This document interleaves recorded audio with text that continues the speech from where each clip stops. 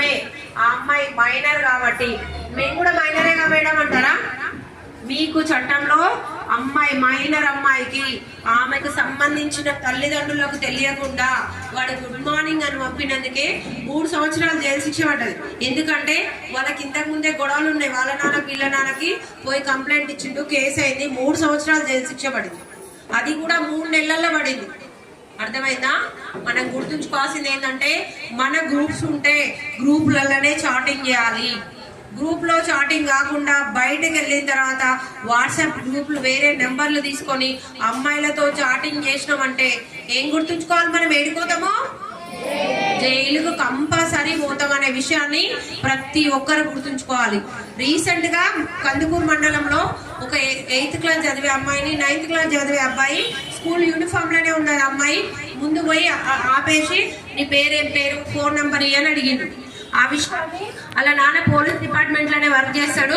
అక్కడ ఉన్న ఒక ఫ్రెండ్ ఏం చేసిండు, ఆ విషయాన్ని ఫోటో తీసి వాళ్ళ నాయనకు పంపిండు, మీ అమ్మాయితో ఇలా ఈ అబ్బాయి మాట్లాడుతుండు అని చెప్పి. మాట్లాడుతున్నందుకే నెక్స్ట్ డే వెళ్ళి కంప్లైంట్ చేసిరు. ఆ అబ్బాయి ఇప్పుడు హోమ్ లో ఉండి చదువుకుంటున్నాడు. కేసు అయింది, హోమ్ లోకి వెళ్ళిపోయింది. మన అలా తప్పేమని ఉందా? నిలబెట్టి మా క్లాస్మేటే కదా, మేము క్లాస్ లో చాలాసేపు మాట్లాడుకుంటాము, బయటికి వెళ్ళి మాట్లాడితే ఏమైంది అంటే ఓకేనా?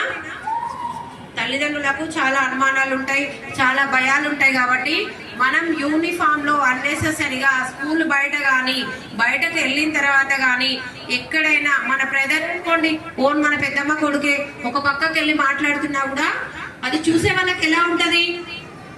బాగా అనిపిస్తుందా? ఏమన్నా బయట ప్రచారం ఏమని వస్తుంది? అమ్మాయి ఎవరితోనో మాట్లాడుతుంది, అంతేనా కాదా? ఇక్కడ మనకు చెడ్డ పేరు ఎవరు తెస్తున్నారు? అమ్మాయి చెప్పాలి. మనకేం అలాంటి ఉద్దేశం లేకపోవచ్చు, కానీ పక్క వాళ్ళు చూస్తే అలాంటి మెసేజెస్ ఇచ్చే పని కూడా మనం చేయొద్దు. మనకి మంచి ఫీజులు కట్టి, మంచి బట్టలు ఇచ్చి, మంచి ఫుడ్ పెట్టి, మన తల్లిదండ్రులు ఎంతో కష్టపడి మనని స్కూల్